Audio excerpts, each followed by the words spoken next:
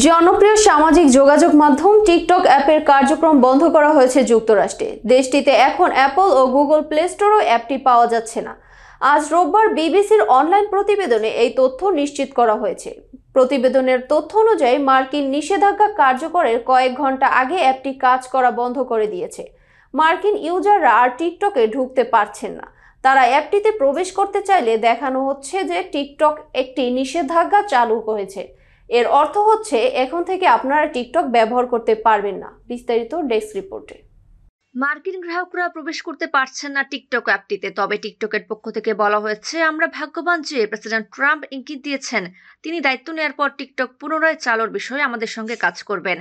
এর আগে শুক্রবার 17 জানুয়ারি অ্যাপ কর্তৃপক্ষের এক বিবৃতিতে বলা হয়, বাইডেন প্রশাসন শেষ মুহূর্তে সিদ্ধান্ত না বদলালে রোববার থেকে যুক্তরাষ্ট্রে বন্ধ হয়ে যাবে টিকটক। যুক্তরাষ্ট্রে টিকটকের 17 কোটিরও বেশি গ্রাহক রয়েছে, কিন্তু অ্যাপটির চীন ভিত্তিক মালিকানার প্রতিষ্ঠান বাইট ডান্সকে নিয়ে দীর্ঘদিন ধরে অসন্তোষ প্রকাশ করে আসছেন মার্কিন আইন প্রণেতারা।